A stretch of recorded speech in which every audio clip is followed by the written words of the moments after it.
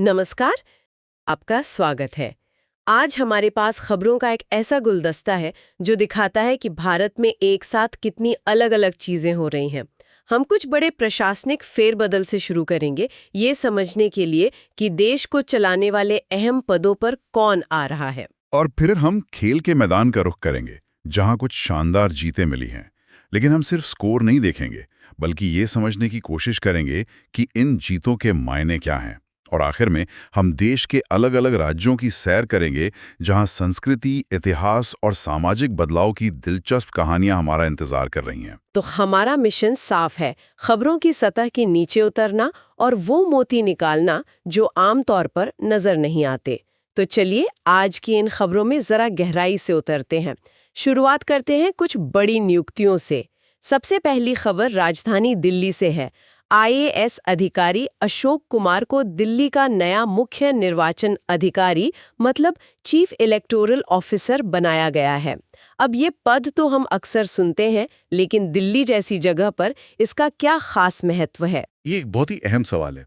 देखिए, किसी भी राज्य या केंद्र शासित प्रदेश में जो चीफ इलेक्टोरल ऑफिसर होता है ना, वो असल में चुनाव आयोग का कह सकते हैं राज्य में प्रतिनिधि होता है। अच्छा। लेकिन दिल्ली में ये भूमिका और भी जटिल हो जाती है। यहाँ केंद्र सरकार है, राज्य सरकार है, कई नगर निगम है। इन सब के बीच एक निष्पक्ष चुनाव कराना एक बहुत बड़ी चुनौती है। बिल्कुल। अशोक कुमार की नियुक्ति का मतलब है कि आने वाले चुनावों की कमान अब उनके हाथ में होगी। और उनकी जिम्मेदारी ये सुनिश्चित करना है कि पूरी प्रक्रिया पर किसी का राजनीतिक दबाव ना पड़े। ये पद सिर्फ एक प्रशासनिक पद नहीं है, ये लोकतंत्र की निष्पक्षता का एक प्रहरी है। बिल्कुल सही कहा। इसी कड़ी में कुछ और भी महत्वपूर्ण नियुक्तियां हुई हैं, जैसे इंद्रपाल सिंह वालिया को ईस्टर्न एयर कमांड का प्रमुख बनाया गया है, अरिजीत बसु एंशिएंट बैंक के अध्यक्ष बने हैं और अजय सिंघल हरियाणा के नए डीजीपी नियुक्त हुए हैं। अगर हम इन नियुक्तियों को एक साथ देखें तो एक पैटर्न नजर आता है। वो क्या? हाँ, एक अनुभवी हाथ को कमान देना जरूरी है। सही बात है। वहीं हरियाणा में डीजीपी का बदलाव भी इस समय पर खास मायने रखता है, क्योंकि राज्य अभी साइबर क्राइम और संगठित अपराध की नई चुनौतियों से जूझ रहा है। और अजय सिंघल का पिछला अनुभव इन्हीं क्षेत्रों में रहा है, तो ये एक रणनीतिक कदम लगता है। मतलब ये सिर्फ चेहरे बदलना नहीं है, बल्कि चुनौतियों के हिसाब से सही विशेषज्ञता को सही जगह पर लाना है। बिल्कुल। और अंतर्राष्ट्रीय स्तर पर भी एक बड़ी नियुक्ति हुई है। शेख जवान बिन हमद अल थानी ओलंपिक काउंसिल ऑफ एशिया के अध्यक्ष बने हैं। जी हाँ, और ये भारत के लिए भी महत्वपूर्ण है। ओलंपिक काउंसिल ऑफ एशिया ही तो तय करती है कि एशियन गेम्स कहाँ होंगे और एशिया में खेलों को कैसे बढ़ावा दिया जाएगा।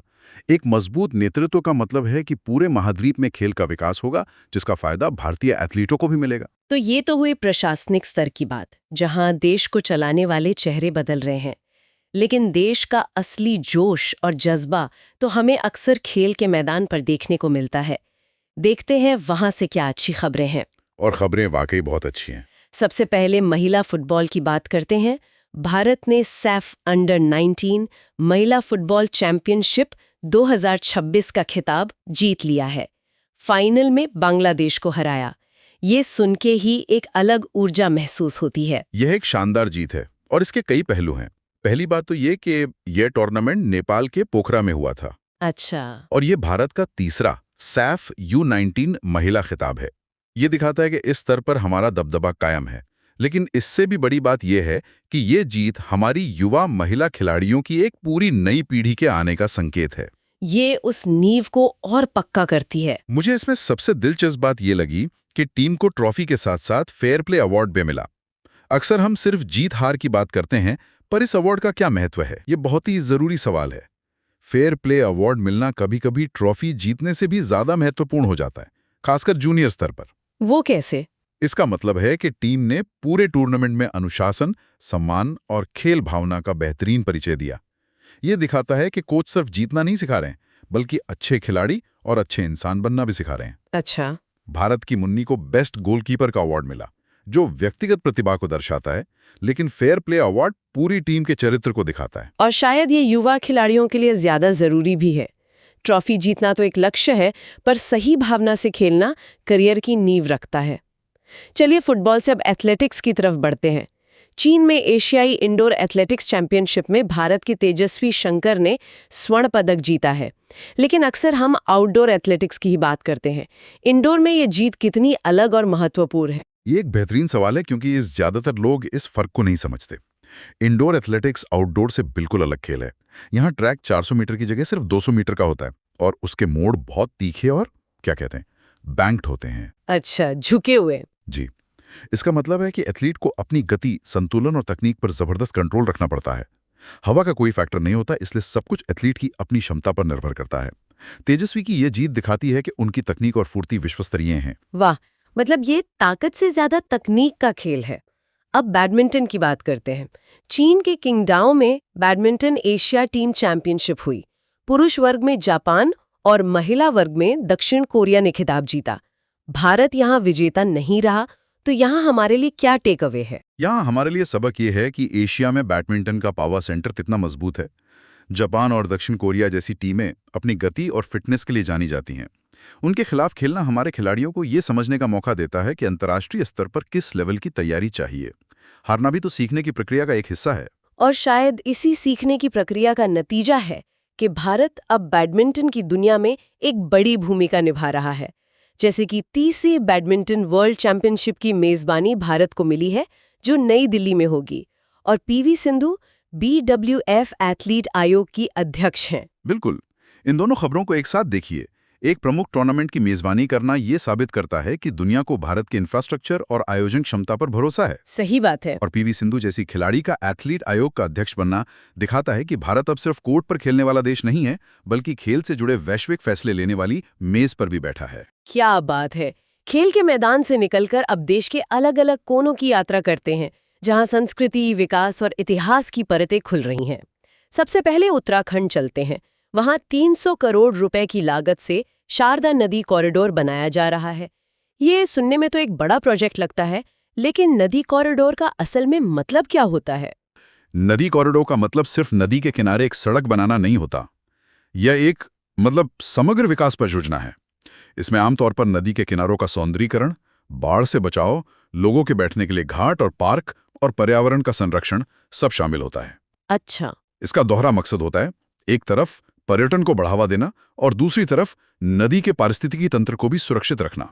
उत्तराखंड में इस वक्त काफी कुछ एक साथ हो रहा है, जो आधुनिकता और परंपरा के बीच एक संतुलन बनाने की कोशिश जैसा लगता है। एक तरफ समान नागरिक संहिता यानी UCC लागू करने वाला वो देश का पहला राज्य बना है। हाँ, और तो दूसरी तरफ ओक्स के जंगलों में एक दुर्लभ मशरूम की प्रजाति भी खोजी गई है। यही तो उत्तराखंड की खासियत है। एक तरफ वो UCC और मदरसा बोर्ड को समाप्त करने जैसे बड़े कानूनी और सामाजिक सुधार कर रहा है, तो वहीं दूसरी तरफ एक दुर्लभ मशरूम का मिलना हमें याद दिलाता है कि इस राज्य की असली दौलत इसकी प्रकृति है। बिल्कुल। और इसी प्रकृति में हिमालयन मोनाल जैसा खूबसूरत पक्षी भी है, जो वहां का राज्य पक्षी है। ये सारी खबरें मिलकर दिखाती हैं कि उत्तराखंड अपनी पहचान को बनाए रखते हुए विकास के रास्ते पर कैसे आगे बढ़ने की कोशिश कर रहा है। ये वाकई एक दिलचस्प संतुलन है। अब उत्तराखंड के पहाड़ों से निकलकर छत्तीसगढ़ के आदिवासी इलाकों में चलते हैं। वहाँ बस्तर पांडु महोत्सव का आयोजन हुआ, और खास बात ये है कि इसका उद्घाटन खुद राष्ट्रपति द्रौपदी मुर्मू ने किया। किसी स्थानीय, खासकर आदिवासी महोत्सव का उद्घाटन देश के राष्ट्रपति द्वारा किया जाना, ये एक बहुत बड़ा प्रतीकात्मक संदेश देता है। सही बात है। ये उस क्षेत्र की संस्कृति, परंपराओं और लोगों को राष्ट्रीय स्तर पर सम्मान देने जैसा है। बस्तर अपनी अनूठी और जीवंत आदिवासी संस्कृति के लिए जाना जाता है ना? जी हाँ। तो ये कदम उस संस्कृति को राष्ट्रीय मंच पर लाने में मदद करता है। और छत्तीसगढ़ से ही एक और खबर है जो दिल को छू जाती है। राज्य का बालोद जिला भारत का पहला बाल विवाह मुक्त जिला घोषित हुआ है। वाह।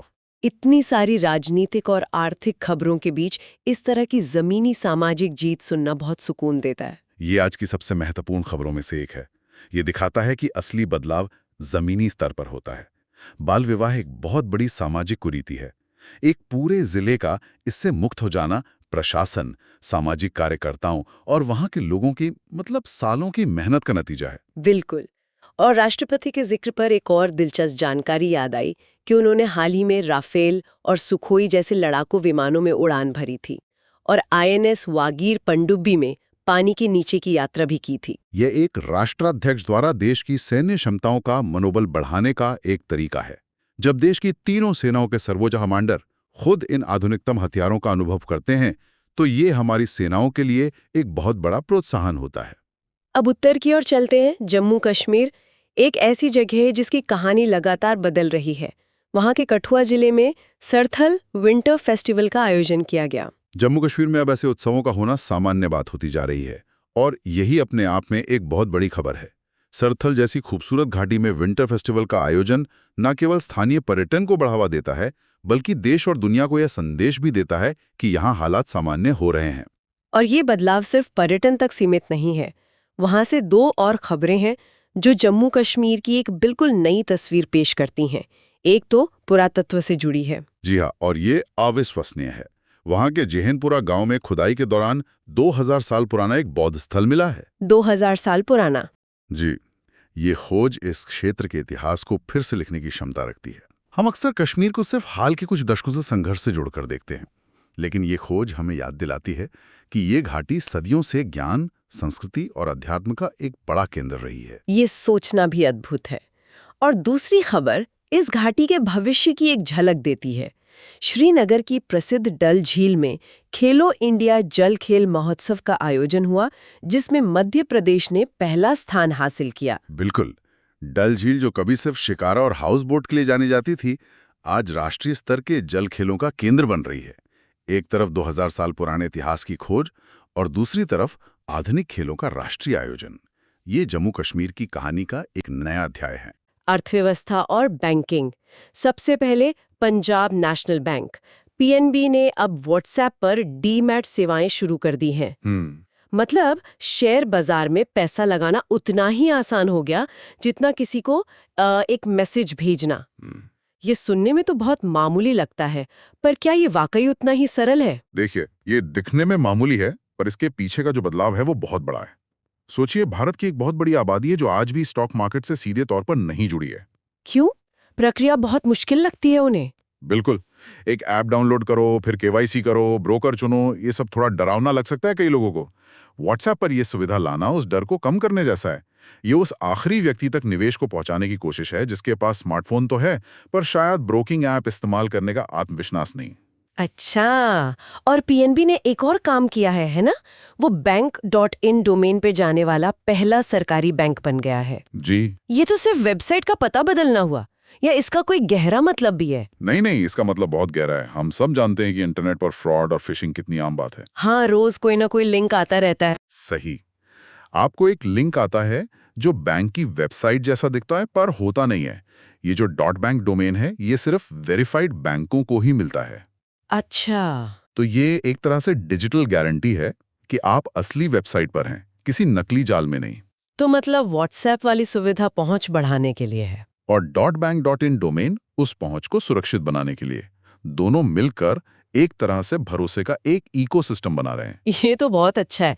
तो एक तरफ आम आदमी के लिए निवेश आसान और सुरक्षित हो रहा है, और दूसरी तरफ कोटक महिंद्रा बैंक ने विदेशी निवेशकों के लिए भी दरवाजे और चौड़े कर दिए हैं। उन्होंने भारत का पहला पूरी तरह से डिजिटल एफपीआई लाइसेंस जारी किया है। अब ये एफपीआई यानी फॉरेन पोर्टफोलियो इन्वेस्टमेंट, ये बड़े बड़े शब्द हैं। ये डिजिटल लाइसेंस असल में कौन सी समस्या सुलझा रहा है? मतलब पहले क्या होता था? बहुत अच्छा सवाल है। पहले की प्रक्रिया समझिए। मान लीजिए अमेरिका में बैठा कोई फंड मैनेजर है जिसे भारत के शेयर बाजार में $100 मिलियन लगाने हैं। ठीक है। तो उसे एफपीआई लाइसेंस के लिए आवेदन करना होता था, और ये पूरी प्रक्रिया कागजों पर होती थी। ओह, मतलब फॉर्म भरो, साइन करो। दर्जनों फॉर्म, फिजिकल सिग्नेचर, फिर कुरियर से दस्तावेज भेजो, फिर रेगुलेटर से मंजूरी का इंतजार करो। इसमें हफ्तों, कभी-कभी तो महीने लग जाते थे। तो इस देरी और झंझट की वजह से कई निवेशक दूर रहते होंगे। बिल्कुल, कई छोटे और मझोले विदेशी निवेशक भारत से दूरी रहते थे। तो ये डिजिटल लाइसेंस उस पूरी कागजी कार्यवाही को खत्म कर देता है। एग्जैक्टली। अब वही फंड मैनेजर ऑनलाइन अप्लाई कर सकता है, डिजिटल सिग्नेचर का इस्तेमाल कर सकता है, और शायद कुछ ही दिनों में उसे लाइसेंस मिल जाए। ये भारत के लिए ईज ऑफ डूइंग बिजनेस की दिशा में एक बहुत बड़ा कदम है। इससे तो और ज्यादा विदेशी पैसा आएगा भारत में। न सिर्फ ज्यादा पैसा आएगा, बल्कि अलग अलग तरह के निवेशक आएंगे। वैसे ये समझना जरूरी है कि ये एफपीआई एफडीआई से अलग है। हाँ, ये अक्सर कंफ्यूजन होता है। एफपीआई आमतौर पर शेयर बाजार में लगने वाला पैसा है जो जल्दी आ भी सकता है और जल्दी जा भी सकता है, जबकि एफडीआई यानी फॉरेन डायरेक्ट इन्वेस्टमेंट वो देश में फैक्ट्री लगाने या इंफ्रास्ट्रक्चर बनाने जैसा है, एक लॉन्ग टर्म टिकाऊ निवेश। समझ गई। तो हमने आम निवेशक की बात की, विदेशी निवेशक की बात की, अब बात करते हैं उस पैसे की जो देश का पावर सेक्टर चलाता है। जी। पावर फाइनेंस कॉर्पोरेशन यानी पीएफसी, उसने आरईसी लिमिटेड में सरकार की 52.63% हिस्सेदारी खरीद ली है। इसका मतलब पावर सेक्टर को फाइनेंस करने वाली दो सबसे बड़ी कंपनियां अब एक तरह से एक साथ आ गईं। हाँ, आरईसी अब पीएफसी की एक सहायक कंपनी बन गई है। और ये कोई छोटी मोटी कंपनियां नहीं है, दोनों को महारत्न का दर्जा मिला हुआ है। महारत्न मतलब ये सरकार की सबसे बड़ी और सबसे ज्यादा स्वायत्तता वाली कंपनियां हैं। ये 5,000 करोड़ तक का निवेश बिना सरकार से पूछे खुद ही मंजूर कर सकती हैं। ओह वाह। तो इस विलय का मकसद है पावर और इंफ्रास्ट्रक्चर प्रोजेक्ट्स के लिए एक बहुत बड़ी और मजबूत वित्तीय संस्था बनाना। ये सुनने में तो बहुत शक्तिशाली लगता है, एक ही छत के नीचे सारे बड़े फैसले। लेकिन क्या इसका कोई दूसरा पहलू भी है? मतलब जब पावर फाइनेंसिंग में एक ही कंपनी का इतना दबदबा हो जाएगा, तो क्या छोटे प्रोजेक्ट्स या नई कंपनियों के लिए फंड पाना मुश्किल नहीं हो जाएगा? ये एक तरह के एकाधिकार की तरफ कदम तो नहीं? ये एक बहुत ही जायज चिंता है। फायदा तो यह है कि अब किसी बड़े पावर प्रोजेक्ट के लिए दो अलग अलग दरवाजे नहीं खटखटाने पड़ेंगे। एक सिंगल विंडो सिस्टम से काम तेजी से होगा, इसमें कोई शक नहीं। लेकिन जैसा आपने कहा, इसका खतरा भी है। जब बाजार में एक ही बड़ा खिलाड़ी हो तो वो अपनी शर्तें तय कर सकता है। हो सकता है कि इससे छोटे रिन्यूएबल एनर्जी प्रोजेक्ट्स या नई टेक्नोलॉजी पर काम कर रही कंपनियों को उतनी प्राथमिकता न मिले जितनी बड़े पारंपरिक प्रोजेक्ट्स को मिलती है। तो चुनौती संतुलन बनाने की होगी। बिल्कुल। चुनौती ये होगी कि इस नई महाशक्ति का इस्तेमाल देश के ऊर्जा क्षेत्र में विविधता और इनोवेशन को बढ़ावा देने के लिए किया जाए, न कि उसे दबाने के लिए। और देश का यही आर्थिक और ढांचागत विकास तो दुनिया में हमारी स्थिति तय करता है। सही कहा। चलिए अब कुछ अंतर्राष्ट्रीय मामलों पर नजर डालते हैं। भारत ने सेशेल्स को $175 मिलियन का एक विशेष आर्थिक पैकेज दिया है। और ये सिर्फ एक मदद या कर्ज नहीं है, ये एक रणनीतिक निवेश है। रणनीतिक कैसे? देखिए, सेशेल्स हिंद महासागर में एक छोटा सा द्वीप देश है, लेकिन उसकी जो लोकेशन है वो भारत के लिए बहुत महत्वपूर्ण है। ये उन समुद्री रास्तों पर है जहां से दुनिया का बहुत सारा व्यापार होता है। और उस क्षेत्र में चीन का प्रभाव भी बढ़ रहा है। बिल्कुल, चीन अपना प्रभाव बहुत तेजी से बढ़ा रहा है। ऐसे में सेशेल्स के साथ मजबूत रिश्ते रखना भारत की समुद्री सुरक्षा और रणनीतिक हितों के लिए बहुत जरूरी है। ये पैकेज उसी रिश्ते को और गहरा करने का एक तरीका है। अच्छा, तो एक तरफ इंसान की बनाई ये कूटनीतिक ताकत है और दूसरी तरफ प्रकृति की अपनी ताकत, जिसके सामने इंसान कभी कभी बेबस हो जाता है। हाँ। ग्वाटेमाला में फ्यूगो नाम का ज्वालामुखी फट गया है। इसे आग का ज्वालामुखी भी कहते हैं और इससे निकली राख का गुबार 15,000 फीट की ऊंचाई तक गया। और ये घटना हमें पृथ्वी के एक बहुत बड़े और सक्रिय हिस्से की याद दिलाती है, रिंग ऑफ फायर। हाँ, मैंने इसके बारे में सुना है। ये प्रशांत महासागर के चारों ओर घोड़े की नाल जैसा एक क्षेत्र है। दुनिया के लगभग 75% ज्वालामुखी और 90% भूकंप यहीं आते हैं। जापान, इंडोनेशिया, चिली, अमेरिका का पश्चिमी तट, ये सब इसी रिंग का हिस्सा है। और क्या भारत का इससे कोई संबंध है? हम तो काफी दूर हैं। सीधा संबंध नहीं है, हम इस रिंग से दूर हैं, लेकिन भारत का भी अपना एक सक्रिय ज्वालामुखी है। अच्छा, कहाँ पर? अंडमान और निकोबार द्वीप समूह में बैरन द्वीप पर। यह पूरे दक्षिण एशिया का एकमात्र सक्रिय ज्वालामुखी है। तो जब हम ग्वाटेमाला में फ्यूगो के फटने की खबर सुनते हैं तो यह हमें याद दिलाता है कि जिस धरती पर हम रहते हैं वो अंदर से कितनी जीवंत और शक्तिशाली है। एक तरफ प्रकृति की ये ताकत है जिसे हम बस समझ सकते हैं, और दूसरी तरफ इंसान की बनाई वो ताकत है जो हमारे भविष्य को आकार दे रही है, यानी टेक्नोलॉजी। और ये ताकत अब हमारे स्कूलों तक पहुंच रही है। हिमाचल प्रदेश के बिलासपुर में पढ़ाई विद एआई नाम का एक कार्यक्रम शुरू हुआ है। जी, और ये सिर्फ क्लासरूम में टैबलेट या स्मार्ट बोर्ड लगाने से कहीं आगे की बात है। तो क्या है ये? इसका मकसद है आर्टिफिशियल इंटेलिजेंस को, मतलब एआई को, सीखने सिखाने की प्रक्रिया का हिस्सा बनाना।